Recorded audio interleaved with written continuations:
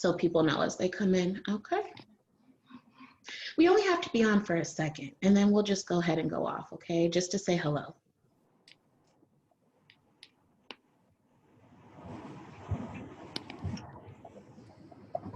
Everyone, we're waiting for panelists to sort of filter in from the waiting room. So give us just a moment of this awkward silence as we wait for all of you to come in. And honestly, this could be it. We have a very small group today.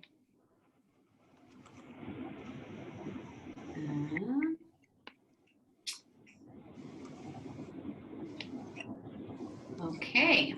So good afternoon, I think, or good morning, depending on where you are. My name is Veronica Gonzalez, and I'm the director of the STEM Learning Ecosystems Community of Practice.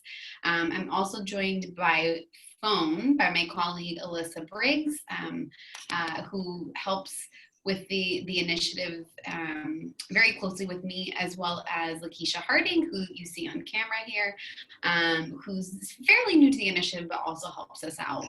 And then on the line also too is Julie Stolzer, who works with TIES and was the former director of the STEM Learning Ecosystems Community of Practice. So I know she's on to learn more and be supportive of all of you as well, but hopefully we can hear from her as well as all of you on the line as we move forward throughout the day.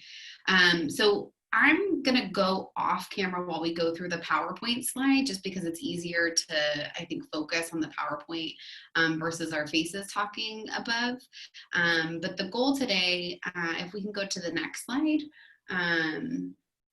is to give an overview of what the STEM Learning Ecosystems Community of Practice is, talk a little bit more about the power of the community of practice, learn a little bit more about all of you, and so you all can get to know each other as you're starting this application process, and then think about any questions and answers, and we'll have some more free-flowing dialogue towards the end.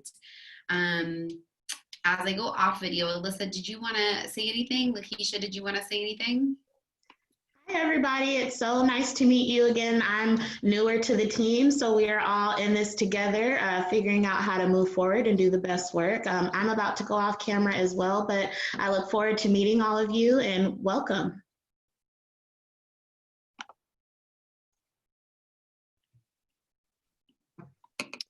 Okay, I'm going to assume that Alyssa won't be chatting with us yet, but she will definitely be on a little later.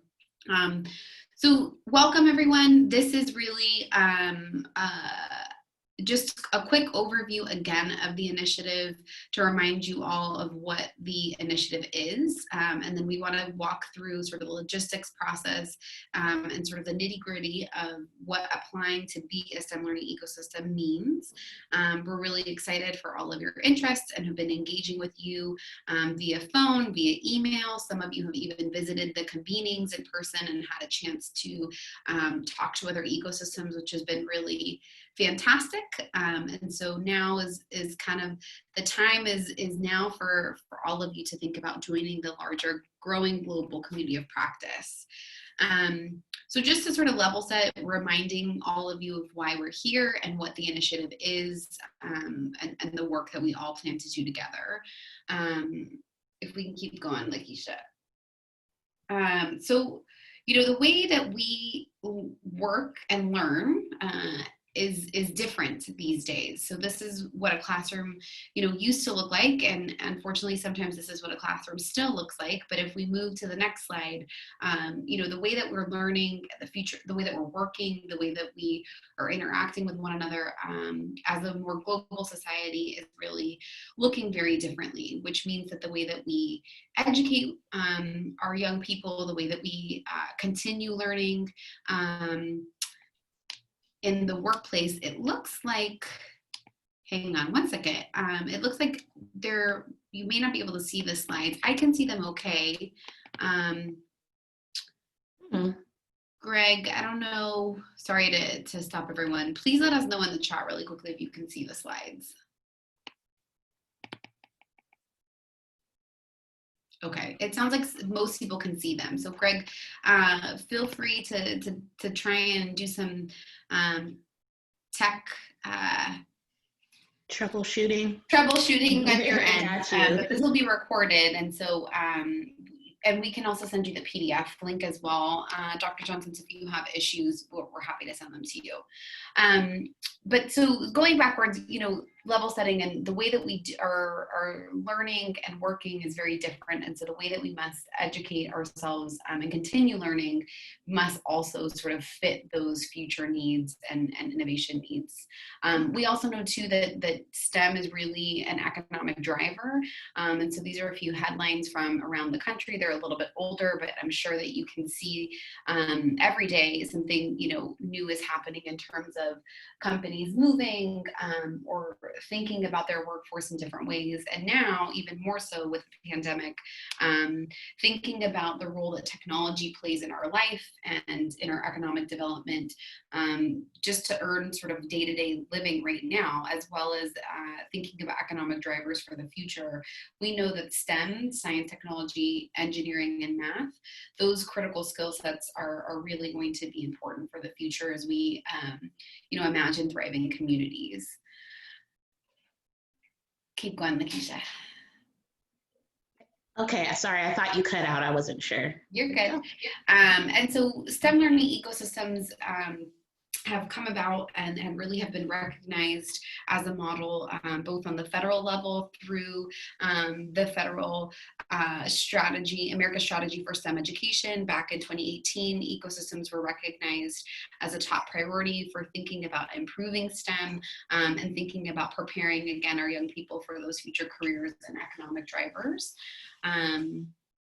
And we also know through a lot of research that's been done in outside organizations that, all of us are not going to be able to shift from sort of the classroom photo that I showed you beforehand into hands-on learning, experiential learning that's really going to make a difference in the future if we try to do that alone. And so really at scale, we need to work together. Go ahead, Lakeisha. And so that's really why we're here. And we wanted to take a step backwards and think about where we started. And so if you keep going in the slides, a group of STEM funders got together and took a look at sort of what they were funding and what was happening in STEM education space, and realized that there was sort of a lot of random acts of STEM happening. And so took a step backwards and reflected on a decade's worth of research to figure out where were students learning, where were communities learning together, and what would make best practices in terms of thinking about thriving STEM education, preparing our future workforce, et cetera. And what they found is that learning happens throughout a person's life, and it happens in all different spaces. And so the orange line that you see there in the center is where formal learning environments, quote unquote, that's the classroom setting again. That's the percentage over the span of a person's lifetime that they're learning inside a classroom or in sort of those formal work environments or learning environments, like if you're doing a professional development on your job, that sort of thing. But really that informal learning environments, the big blue space, so that means parks, that means museums, that means engaging in different civic duties, after school spaces, etc. That is where a majority of people are doing a lot of learning throughout their lifetime. And so from that concept, keep going, Keisha, the STEM learning ecosystem concept was born, and thinking about if the learner is at the center, and the learner can be anybody in your community. We typically think about the learner as a young person, but they can be, incumbent workforce, veterans, folks coming back or trying to retrain on new jobs. The learner is truly who your community is thinking about supporting, and then all these institutions around the learner are responsible for what learning looks like. And so an ecosystem would look like what would it look like if there was alignment in what learning looks like in schools, in our universities, in our science centers, our libraries. Government's missing, well, I guess government's part of the community here, but what would it look like for all stakeholders in a community to really take on what learning looks like and reimagine both STEM education as well as innovation and career pathways. And so we know that with this concept, STEM learning ecosystems really harness the contributions of all of the stakeholders in a community to work towards that comprehensive vision of STEM learning for all. And if we think back to the beginning about, what the federal plan has stated as a top priority for the nation, and thinking about thriving communities, as well as other reports in thinking about complex systems and not have one organization not being able to solve it on our own. STEM learning ecosystems really takes the expertise of all organizations within a community, puts those together for the betterment of the entire community and the learners there at the center. And so now we have a growing global community of practice. You can see a few dots in other parts of the world, with 89 ecosystems making up the larger community of practice. A majority of them are in the United States, and then we have one in Mexico, one in Kenya, one in Israel, and one in British Columbia. And so all of you would be joining your peers there. Keep going, Keisha. If accepted to the community of practice, you'd be another dot on that map.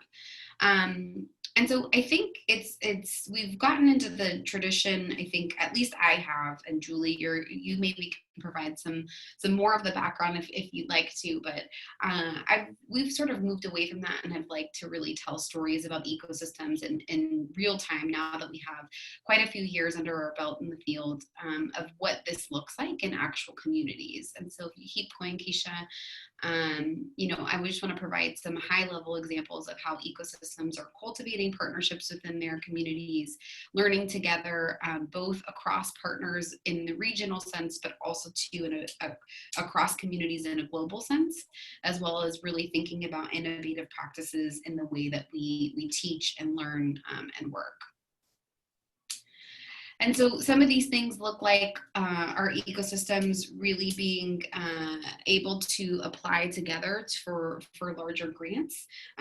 So working together across post-secondary institutions, as well as nonprofit organizations and just community-based organizations to support more equitable and accessible opportunities for students. And so these are some of our STEM learning ecosystems that have really been able to secure federal funding and big federal funding to implement programs and really do some hard systems change work within their communities.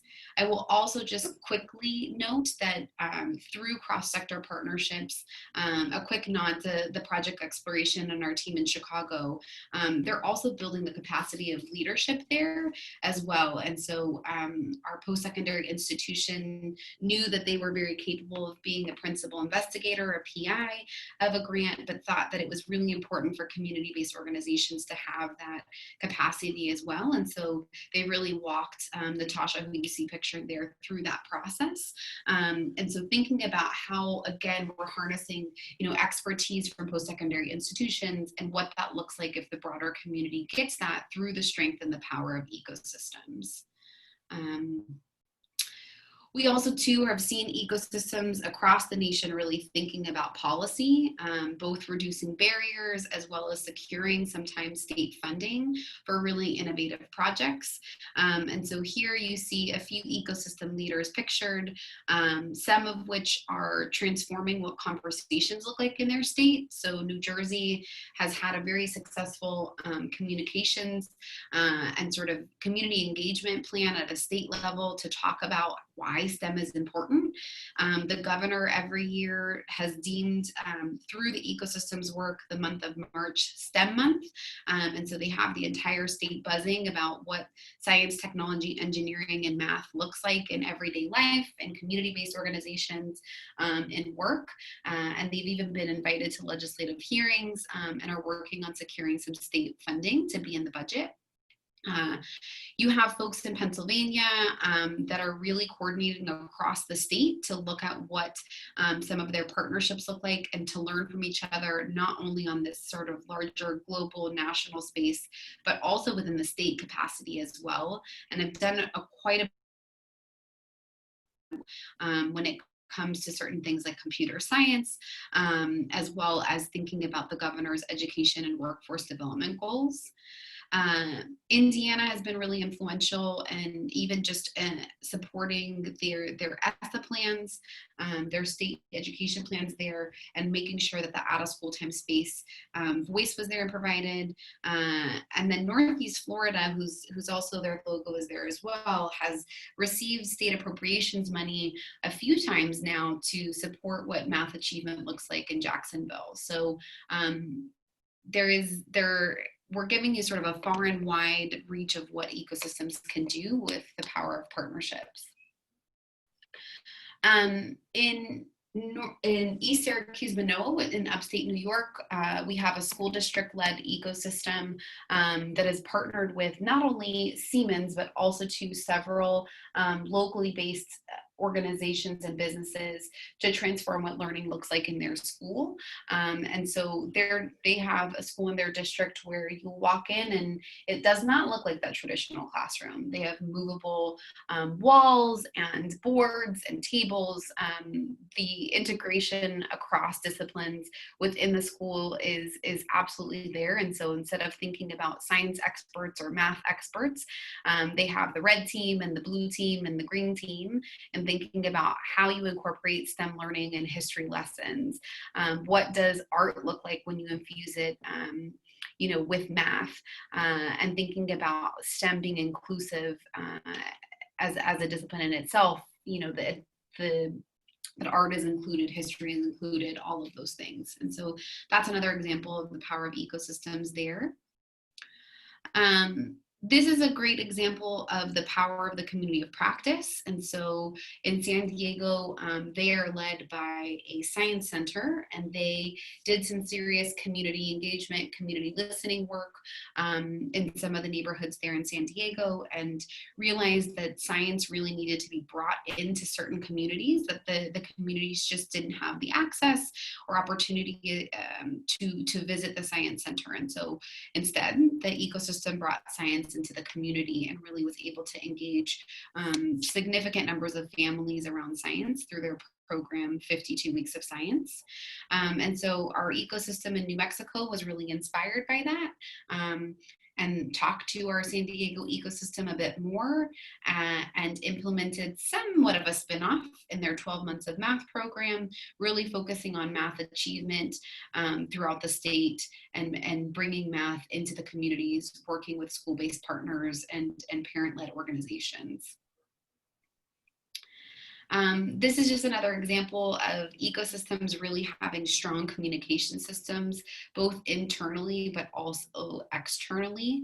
Delran is an ecosystem within New Jersey, and so they've really mastered the art of communication, and they have developed such a strong partnership with their local newspaper that, in fact, the education writer is consistently reaching out to them for new stories, new ideas when it comes to the education space. And so we think when we truly think about partners in an ecosystem and in a community, it's not just the quote unquote education partners, but it's everybody. What does it look like for newspapers to be involved? What does it look like for local government to be involved?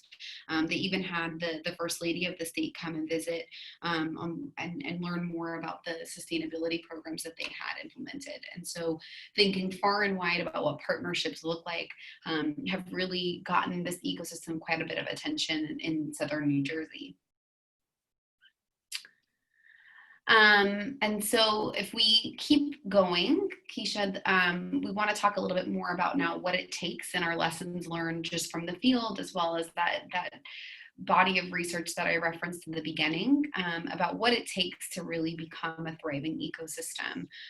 So this is probably the part that most interests all of you on the call as you are undertaking your application process right now. And this is where we get to the good stuff, right? So what we found is that there are three things that are really critical to creating the ecosystem. And these are sort of the main ingredients in the very beginning that all of you are pulling together right now as you apply, or maybe already have in place. But thinking about an anchor or project leader or leaders, especially in the beginning, while you're assembling partners, getting together meetings, pulling together data, that sort of thing, you're going to need somebody to help you drive the work. It can be one person or one institution or a smaller group of them, but quite literally, you need somebody to take the lead in inviting folks to meetings and understanding what this model looks like, understanding the work. And so, to be frank, you need a leader or leaders to get things started. Additionally, you need support and resources. So that can be anything from funding and those tangible resources when we think about that term. Quite frankly, or it could also be in-kind support. So where are you holding your meetings? Do you have donated space? Do you have donated time from different members of the team to serve in administrative capacity, to do follow-up for meetings? Who's bringing the muffins? Do you have some resources there, in-kind support there to support your actual convenings together, and little things like snacks or paper? Those sorts of tangible resources are really critical, especially in the beginning. And then finally, thinking about the architecture of the system. We don't expect all of you to have this up and running, but this truly means clear roles and responsibilities for folks. And so some sort of a governance structure, which we will definitely help support you on. We can talk a little bit more about that later. But truly in the beginning, and those communication systems, both internally and externally that I mentioned, are also very critical in building your systems. But I think for the most part in the beginning, and this is probably going to be really critical for all of you, is the attention to the enlightened self-interest. And so how are you going to get people coming back to the meetings? Quite frankly, if people have day jobs, what's going to get them to come back? And so if you think about how an ecosystem can leverage or harness the expertise in a community, how are you going to make the representative that comes from X post-secondary institution look better to their boss? Do they want to be in the newspaper? Can you help forge those kind of partnerships? Thinking about things that way and being very opportunistic as you build your partnerships are going to be really critical as you start to build those systems. And then as you move along in the work, we know that starting small is always important. And so we'll walk through this later as you, once you're admitted to the community of practice. But, thinking about small successes and small wins, how you want to celebrate those whilst thinking about the larger vision and goal and systems change that you want to see happen within your community. So whether the policy examples, for example, that I mentioned, or the larger NSF grants, those took a little while to put together, right? And so how do you start small and start to build towards demonstrated success? And then, the third stage in thinking about the work and how you're moving forward, really starting to create some goals and some timelines, also some metrics and how you're going to measure success and progress along the way. I don't love this term, but we use it all the time in ecosystems, and recognizing that this part of the work is a slog, which just means that it's messy, that it's not a linear process. Sometimes you'll take 2 steps forward just to take 3 steps backward.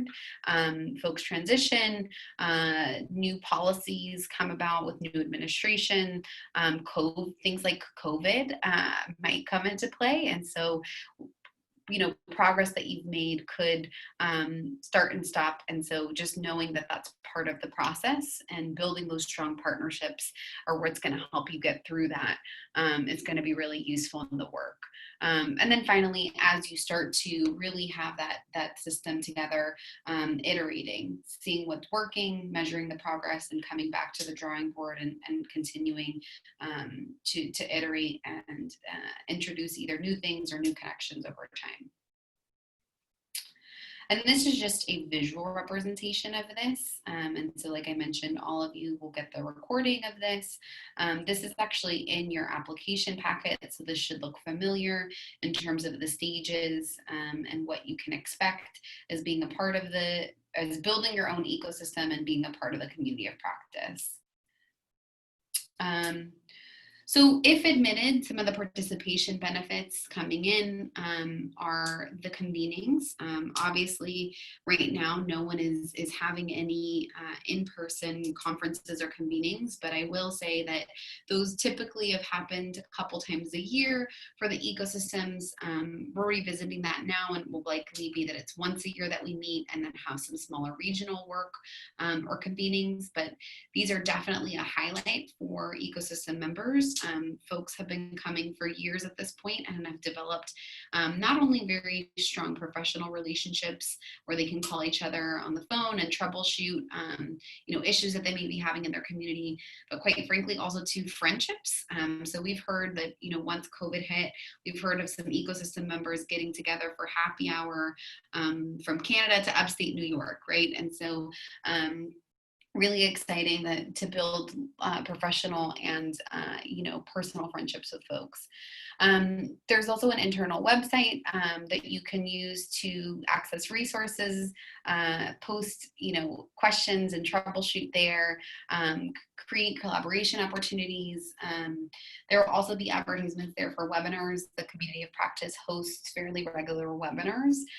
We've increased those, and all of you should have been in our mailing list during when the COVID period of time at its height with the STEM at Home series. So all of you should be fairly familiar with our one coming up this Wednesday. So if you haven't registered yet, we hope that you will, to start talking about what post-secondary admissions process looks like and how we can think about it from an equitable lens, especially with COVID at play.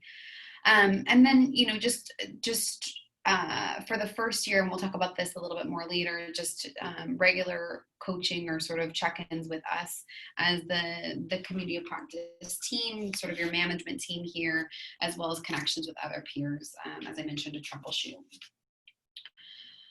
And so now into the application process. We can keep going, Keisha. And so part of the requirements are to participate in this webinar, so that's what we're doing now. This will give you an opportunity, hopefully, to ask any last minute questions you have before you submit your application, which is due on September 18th of this year. There should be a very easy way to submit it online through the link that you've been sent in your application packet.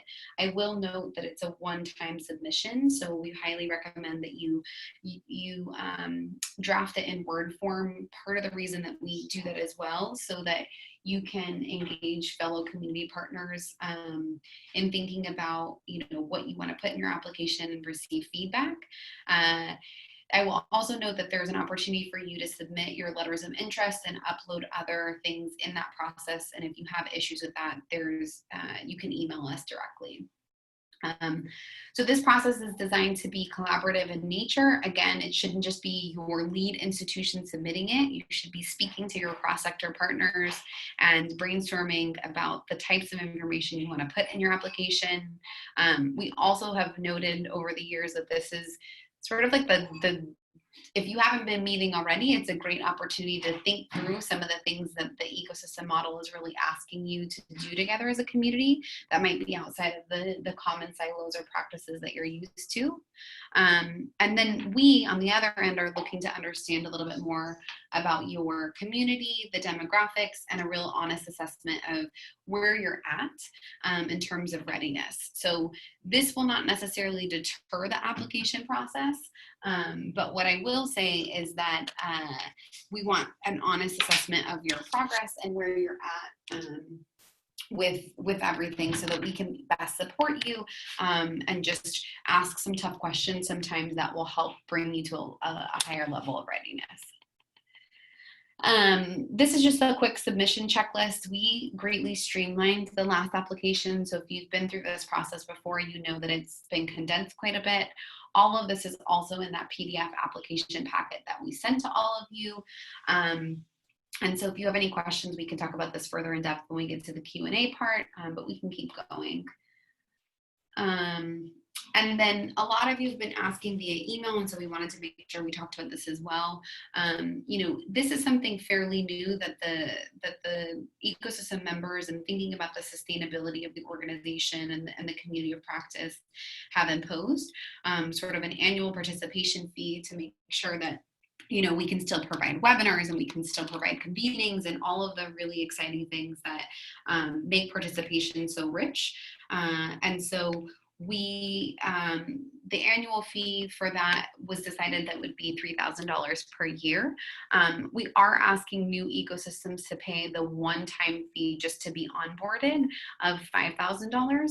And this will include our support and sort of a virtual design studio or sort of initiation process to help you onboard better into the community of practice, make sure that you feel prepared at your local and regional level to do the work, and then also offer some technical assistance for continued support over the course of the year. And what I will say is that we've had periods of time where we've had deeper technical assistance and had to also remove some of it. And the ecosystems that have received technical assistance have really mentioned that it's invaluable to their process. This is quite literally us talking to you about some of the things you're facing and maybe connecting you with somebody who's gone through that already, or helping you brainstorm or troubleshoot some problems that you're having, and or celebrating your success with you and making sure that we're broadcasting that in an appropriate way. And so that's a little bit more about what that looks like.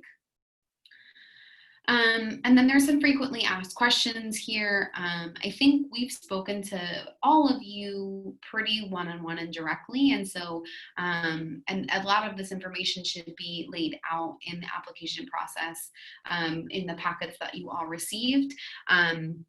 There's two things that I just want to highlight here. So who's eligible to apply? We have ecosystems with leadership from all different sectors. So in the examples I mentioned, that we have some ecosystems that are led by science centers. We have some that are led by K through 12 institutions. We have some led by colleges, or some led by business. We really want it to be sort of a grassroots approach. And so your community is the best at determining the correct leader for your work. We just need to make sure that whoever is put as sort of a lead applicant, that that's the true person that we should be communicating with through the process. The other thing is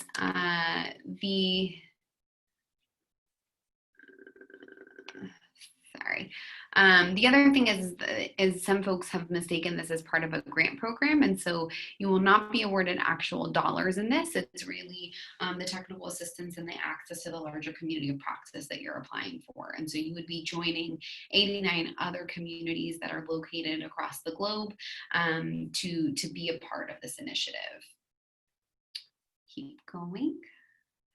And so what we ask of all of you, I think we're kind of winding down, is that, again, you sort of maintain contact with us of who we should be communicating with on your team. We also, too, are happy to add any of your local members to our larger mailing list, et cetera, but we do need to have, 1 to 2 lead contacts. So we'll be just speaking to the leads or trying to get information that we have a go-to person. We also, too, want to make sure that you are participating through the initiative, especially your first year in this, is that you're communicating with us at least on a monthly basis so that we can best support you. In this virtual sense, we're hoping that that's a much easier way to continue coaching and get acquainted with the community of practice and your work there. And then we also want you to participate. And so you will hopefully be receiving quite a bit from the community of practice. We also ask that you contribute as well. And so others in the community of practice are going to benefit from learning about programs that you're implementing, or successful partnerships, or failures. We talk a lot about failures in the community of practice, and folks have really appreciated learning from that as they embark on some similar journeys in their own communities. We want to make sure that you're using the internal website, which we will provide information and sort of onboarding there for you, that you're actively engaging in the webinars and discussions that we're having across the larger community of practice. And so with that, I think we wanted to turn it over to you. Alyssa, did you want to, what we're going to do, I think, Sure. talk to a little, yeah, Alyssa, if you want to do this portion, Yeah. and then we'll get to Q&A. Yeah. I know some questions have already started to come in, Okay. but we will answer those in just a second. Okay, yeah. And this is one of the very few times where it's not far more interactive. You know, when we do these when we typically do webinars, they are very much interactive where you will be engaged and involved and so forth. So, you know, it won't be a lot of us talking at you, hopefully ever again. So, just kind of eager for everybody to begin. Let's hear who you are and what your interest is, and you know, I don't know who's interested in starting, but we'd love to, you know, the question, if you could answer your name, you know, what ecosystem, and just kind of like 1 or 2 sentences about why you'd like to join the STEM learning ecosystems, and perhaps if you've got one big question that we can try to answer. So I don't know who'd like to start. I can just go through the list. So Candice, you're first on my list. Do you want to start? I think we need to, Keisha, you're the host here. If you can allow people to speak. Candice, I think you're unmuted. Go ahead. Okay, thank you. Can you hear me now? We can. Hello. Okay, good. Oh, thank you. Well, thank you for the warm welcome. I really appreciate it. I'm Candice Penrod, and I live in Salt Lake City, Utah, and I am the K-12 science supervisor in Salt Lake City School District. And I'm here because we need an ecosystem in Utah, in Salt Lake City and in Utah. So we have 1, 2, 3, 4, 5, 6, I think, major universities within 50 miles of where I am. And there just isn't the infrastructure that is preparing our students in STEM careers. I mean, it's typical of a lot of different communities, but in particular, we have an area about 25 miles south of Salt Lake City called Silicon Slopes, where many tech companies are building here in the United States. They're coming there. Adobe has a huge building, you know, just as an example. And so I'm really interested in building accessible and equitable pathways for STEM. My work started with elementary school in trying to get, I got a grant funded, 150 grand to get materials for elementary students through a business that is really interested in what's happening, because they are not seeing students from our demographic in Salt Lake City coming into their business. So I feel like this is just like our next step, is really getting everybody on the same page instead of just like individuals donating to a school or even to a district, but looking systemically in how we can create better pathways and outcomes for our students. So thank you, I appreciate it. Thank you so much, Candice. And Keisha, Veronica, who's up next? Right, Claire Bonker is up next. Hi, my name is Claire Bonker, and I am the MySTEM Network Director in Michigan for the East Central Michigan region. And I have been involved with the STEM ecosystem through Great Lakes Bay. I attend with them as a member at the convenings, and I've worked closely with Lori Flippin and Rich Bantoll of Great Lakes Bay. So I'm very familiar with the STEM ecosystem, and it's been extremely valuable. Along with Greg Johnson, who's on the call, is also with Southeast Michigan, and we are 2 of 16 directors in Michigan. So we are making the push to make this a statewide organization so the entire state of Michigan can benefit from the STEM ecosystem. The slide you had with the learner in the center and the stakeholders and institutions on the outside is very much how MySTEM is laid out in Michigan, and just collaborating with Now 89 and probably close to 100 other STEM ecosystems will be hugely beneficial for us. And we are very disappointed that COVID botched to the convening being in Detroit this year, but we look forward to hosting in Michigan in the future. Thank you so much. We're so disappointed. We were so excited about Detroit, and you know, we held on hope until I guess the very last minute that it was going to be possible, and I think we've all, learned some lessons about these types of things. It's such a different new world, but so glad that all of the state of Michigan is interested in joining up with the work. Who's next? Next, we have Candice Penrod. I think we already heard from Oh, Candice. okay. Yeah, it was our first. Then we're going to go with Drea Wiener. And if I say something wrong in your name, please correct me. But Drea, you're up next. Hi, my name's Drea Weiner. I'm one of the MySTEM network directors out of Michigan. I'm a regional director. I don't know if many of you know, but I'm in the Traverse City Petoskey region, so very beautiful wine country. And really, we're just working on, building out those relationships and making sure the community and educators can come to the table on partnerships that make sense, especially, keeping COVID in mind. So this is Alyssa again, and I just left Petoskey this morning. Oh, well, you got some really interesting, how long are you here? Well, we live there. I live part of the year there and part of the year in Ohio. And so we'll be back on Friday. Awesome. Well, we should talk. Yeah. Connect offline. Yeah, perfect. And who else, Keisha? Next, we have Elizabeth Taylor. Hi, all. Can you hear me okay? It was a little bit faded. Can we try again? Yeah, sorry, my computer mic is not working correctly, so hopefully That's better. put my face right up a bit.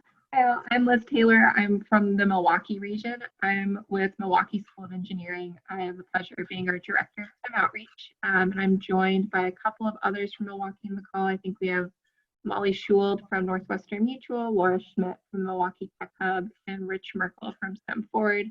We're all really excited about the opportunity to apply to meet ecosystem. Milwaukee is super special and I think well set up because we have a really strong network of STEM advocates and champions that are already doing a lot of great work. And we see this as a really cool opportunity to unify us all under one umbrella and start setting some directional goals to help all of us make the most out of all the resources that are available in our community. So we're really excited.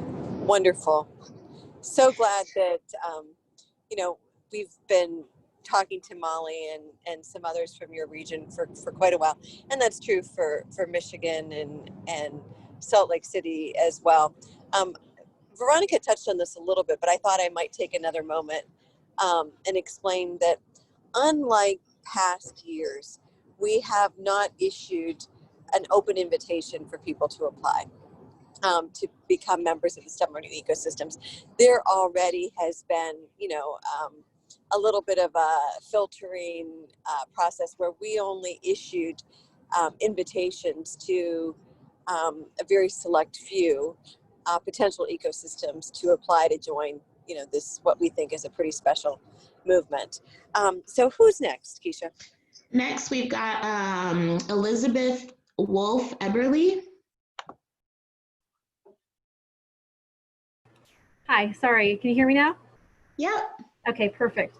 Hi, my name is Liz Wolf Eberly, and I'm out of Dayton, Ohio. I'm the director of the Dayton Regional STEM Center, which is part of Montgomery County Educational Service Center. We kind of have begun this journey because we were named as one of 3 hubs for the Department of Defense STEM Education Consortium, and so we started partnering very early with TIES on this project and are just excited to see a lot of the work come to fruition. So through our DSEC work, we've kind of already learned a lot about what you do and have been able to attend some of the convenings. And I think when it comes to the Dayton area, we've had some different initiatives in the past that maybe came and went. And so right now what we're really kind of envisioning the ecosystem being able to do for us is really kind of revitalizing the collaboration. We have so many partners who are involved, but really maybe making sure that we're all moving the arrows in the same direction. And so we're really excited about the opportunity to work with TIES and become an ecosystem, hopefully. Awesome. Thank you for sharing. Next, we've got Greg Johnson. Greg, are you with us? Yep, I am here. So can you hear me? Yep. Okay, so I am part of the Michigan contingent. There's a number of us on here. You've already heard from Claire and Drea. I'm down in Southeast Michigan, and I'm actually part of the Southeast Michigan STEM ecosystem. But as Claire and Drea talked a little bit about, we're looking at a statewide STEM ecosystem. Some of our work has been based on what Iowa has done with their STEM ecosystem, their STEM network, and they're also a statewide. So we're looking at, we've already got some things going statewide in the state of Michigan. We actually are, I don't know how unique this is, but we do receive some financial support from our state government coming through our school systems. And so we have 16 regions across the state. So we're basically servicing all the schools across the state to some degree or another. So our target audience is the whole state, all students, K-12, and we're already connecting with business and industry partners. But if I can be frank, I think one of the reasons we would like to join STEM ecosystems is to get more of a national picture on what's going on nationally and actually internationally, because I know that you have some new or some networks that are outside of the US. And I think that you have a proven track record on connecting with political leaders and connecting for funding purposes with business and industry partners. And we're really looking or hoping for your expertise to help us to grow in those areas. We do have some things going on already in those areas. You know, my region just received $1 million grant. 2 years ago, we had what was called the Marshall Plan for Talent, which is workforce development. So we partnered with some of our universities to build a GIS, Geospatial Information Systems program, where we're giving dual credit for high school seniors, or not only seniors, actually, they're starting even as early as sophomore year, but really targeting juniors and seniors. They get 9 credit hours of dual enrollment and then an internship. And that's actually going on in different pockets, but across the state. So in a couple different of our regions, all the way from Southeast Michigan up to where Drea is up in the Traverse City area. So we have some of that work going on already, but we're hoping to actually expand kind of that workforce development piece and getting students into these career pathways where they can find employment. And I'm not sure, I'm probably a lot of people are in the same boat, but equity is a big issue. And so we are trying to work in that field, helping out those students that maybe are non-traditional STEM students, that sort of thing. So, well, I've talked enough. So I guess that's kind of. Greg, thank you. Yeah, that's really great. I know that there are going to be many ecosystems who are interested in learning more about the appropriation that you have for ecosystems. We have that in a few examples of statewide ecosystems, but it's pretty interesting to, I think, study the Michigan model for how that came about, and many of the other programs and projects and initiatives that you just touched on. So do we have anybody else to still needs to introduce themselves, Keisha, Veronica? The rest of our list are connected to another team. So we have 3 more people if they at least just want to kind of introduce themselves. And then Julie is a part of our team. So we could just go through those really quickly because I know we're running in our last 10 minutes and we want to get to everyone's questions. Right. And one thing Good questions, yeah. For questions, and if you want to start typing them in the chat, I know Greg, Dr. Johnson, you asked a question that I responded to in the chat, so we can continue to do Q&A via chat as well, but feel free. Awesome. So real quick, we've got Julie Stolzer next. Hi, everyone. Can you hear me? Yeah. I don't really have anything to say, except it was great to hear all the backstories. Sounds like a really impressive group, and I'm very excited to see the applications when they come in. So good luck, everyone. Thanks. Next, we've got Laura Schmidt. Please, again, correct me if I'm wrong with the names. Thanks. My name is Laura Schmidt. I'm the Chief Talent Development Officer for the Milwaukee Tech Hub Coalition. I'll yield my time to those who have questions. I'm with Liz. Thanks. And last, we have Molly Schold. Thanks. I am also with the Milwaukee Hub and with Laura and Liz. But for context, I work at Northwestern Mutual, so kind of bringing the corporate lens to our team of Milwaukee folks who are really passionate about STEM education and refocusing our energy around this ecosystem movement. So thanks again. Awesome. That was everybody. So I think we're about ready to move on to our Q&A section. Veronica, I don't know what was in the chat. But... No worries. So there were a couple questions that were coming in, and I started to answer them via chat, but I think it's worthwhile answering them out loud. And so Dr. Johnson mentioned that he understood that part of the ecosystem fee for the year was waived due to COVID. We've been working on an individual basis with the ecosystems to really understand sort of their regional needs, and have sort of postponed, I would say, the collection of that for ecosystems, while others are paying and we're just sort of holding so that we can keep things consistent. What we would like to do is still be able to onboard all of you, and that sort of $5,000 initiation fee helps us do that. I will say that we are in the interest, especially because we're a very small group, of working with all of you and what that looks like. And so those kind of questions about that fee, I know we've spoken to a few of you offline, sort of one-on-one, and I would just say if you have concerns or would like to talk a little bit more about what that looks like, to feel free to email me and Melissa. You probably have our emails, or if you don't, you can always email info@stemecosystems.org, and we can talk through that a little bit more with you. Alyssa, I don't know if you have anything to add there before I move to the next question. No, I think that's great, Veronica. Perfect. Yeah, please. Yeah. So the next question comes from Elizabeth Taylor. And so asking a little bit about examples for regional landscape analysis. And so, Elizabeth, what we typically do is distribute a survey that helps us understand, and so you and your ecosystem will be instrumental in making sure that we have really high participation there.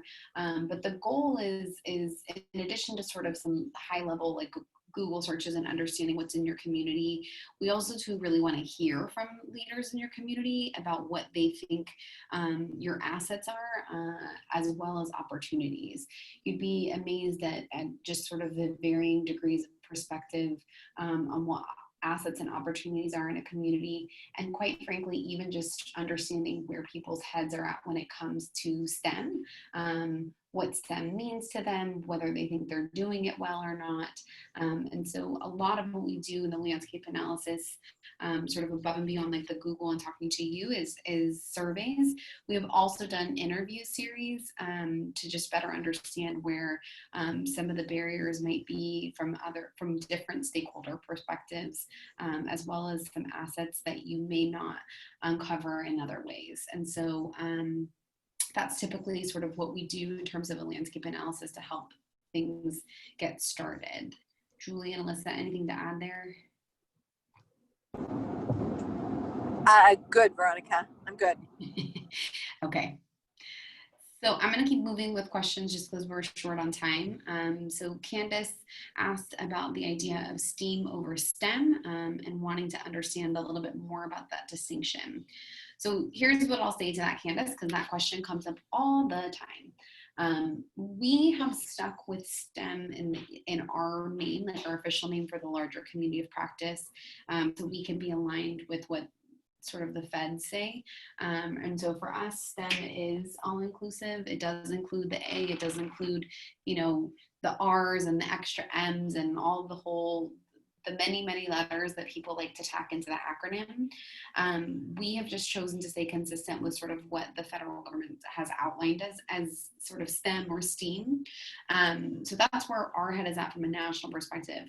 What I will say from local and regional perspectives, part of the reason folks have chosen either STEAM or STEM. Is in speaking to funders, they're quite frankly, I mean, one of the biggest things that we've heard is certain funders quite literally cannot fund things outside of STEM. And so some institutions and some ecosystems have chosen STEM, even though they understand and know and work and operate in the inclusion of the A in their day-to-day, but they've chosen to leave it out of their name just so that they can be eligible for funding opportunities.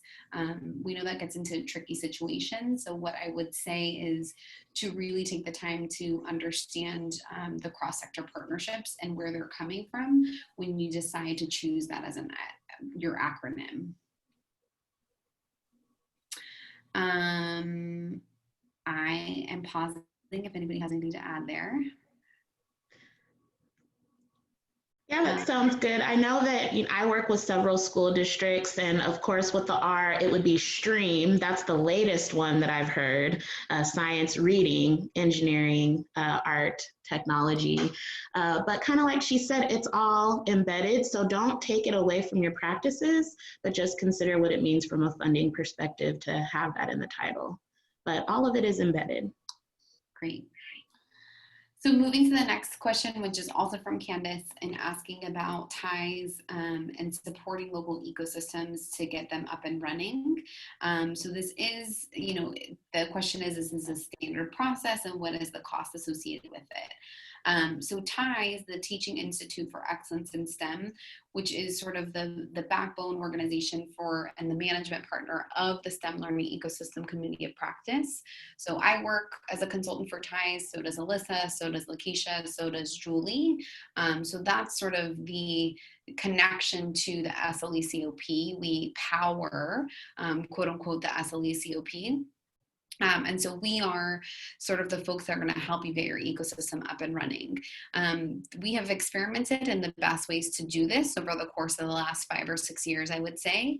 And so right now where we're at, where we've come to what we think is just the additional sort of $2,000 for the annual participation fee to get things up and running. This would include, and I think it mentioned it on that slide, so we'll make sure you get that, but this would include sort of the high level landscape analysis and at least one virtual convening there to assemble your partners and talk through what it looks like to create an ecosystem within your region. And then finally, those monthly sort of check-in or technical assistance calls. We are able as TIES to offer more technical assistance than that and offer further design studios to do deeper dives into, let's say, developing your governance structure, et cetera. But those would have additional costs to them. And so Candice and other ecosystem leaders that might be interested in that, that's definitely something we would love to talk to you about a little bit more offline if you're interested in sort of the above and beyond startup and design studio offerings that TIES offers. So with that, I will say that we are butting up against the hour. I don't see any more questions. And so this is Veronica. We appreciate the time and dedication, and we're super thrilled, as Alyssa mentioned. There are not very many of you on purpose. This is invite only. So we're thrilled to have you at the table. Can't wait to read your applications and look forward to hearing from all of you very soon.